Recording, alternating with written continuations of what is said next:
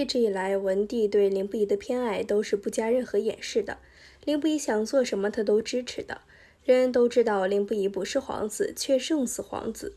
文帝永远是他最稳固的靠山。凌不疑也想依靠文帝为霍家讨回公道，但凌不疑越来越清楚地知道文帝是靠不住的，所以凌不疑宁愿在成婚前夕把陈少商推开，也要用自己的方式为霍家报仇。文帝对小越侯的处罚彻底寒了凌不疑的心。凌不疑本来也想让文帝为霍家报仇，但考虑到文帝这么心慈，最后可能会高高举起，轻轻放下，凌不疑便亲自动手了。在临沂大寿那天，杀进了凌家首任仇人，一位亲人的在天之灵。那年孤城被围困了很久，什么都缺，可就是在这么艰难的情况下，霍冲依然坚守着，因为他答应了文帝要镇守半年，为文帝讨伐郦帝争取时间。霍冲但凡为自己考虑一点，也许霍家就不会那么惨了。凌不疑将当年的惨状告诉文帝之后，文帝捂着剧痛的胸口，恨时光不能倒转，如果可以重来，他宁肯平定天下晚20年，也不愿意痛失义兄。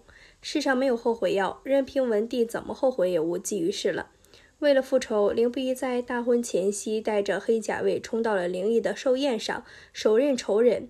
自从他开始复仇的那一刻，就相当于他把陈少商舍弃了。在家仇和爱人面前，凌不疑选择了前者。凌不疑这个选择无可厚非。复仇后的凌不疑身受重伤，凌不疑脸上少许的血色也褪得干干净净，嘴唇微颤，无法言语。你刚才说了头头是道，舍小情救大爱，责备天下。好，现在我来问你，从你奔赴凌家别院，私自调兵开始，你是不是就决意舍弃少商了？皇后重重地问道。凌不疑痛苦地按住伤口，过了半晌才艰难道：“不错。”皇后冷笑一声，说得好。说着，她走到皇帝书案前，上面有一个半高尺的精致漆木架，上头悬有一面弯月形的方铜器。皇后抽出架子上的小铜锤，急急地敲打起来。皇帝说，机密时是不允许任何宫婢宦官在侧的，他们都远远地随时在衣外圈的宫室内，要召唤他们就得敲响这面铜器。凌不疑犹自不解，皇帝已经抚额叹息了。皇后再走到帘旁，从竹篮后摸到一根绳索，用力一拉，繁丽绵密的锦帘如水瀑般从两边拉开，内室里跪坐着陈少商一动不动，背向霍不疑。霍不疑看着他，顿时气血翻涌。他听见自己粗重的喘气声，胸膛中剧烈地跳动着，他觉得自己又回到了屠城灭族那晚。难以言喻的惊惧痛楚如同潮水般涌进身体，他却无能为力。重伤坠崖后，他躺在山洞里等死，浑身冰冷，孤独绝望。可是只要想起他，心口就是热的。他以前不知道什么叫做心痛如绞，便是濒死时也不觉得有多痛。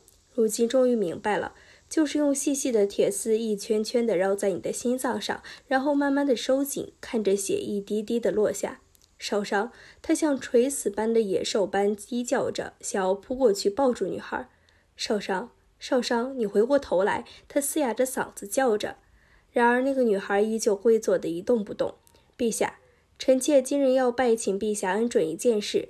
皇后朝皇帝一击手。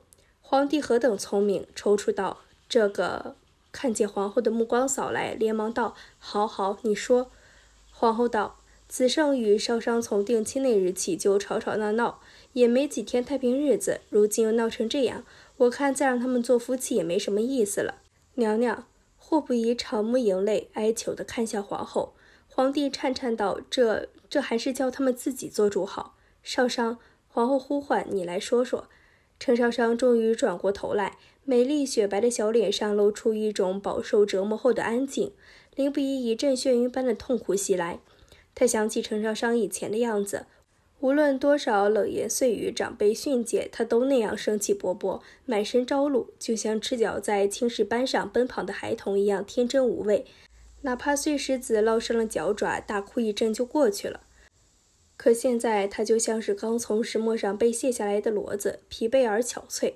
陈少商朝帝会恭恭敬敬地磕了个头，且出身微寒，才识学浅，性情桀骜，实不堪为霍大人加配，请陛下和娘娘为妾做主，退了这门亲事吧。少商，你听我说。霍不疑用力挣扎，奈何被按得动弹不得，便沉下气愈发使力。他身价高大，更显得雪白的中衣空荡荡。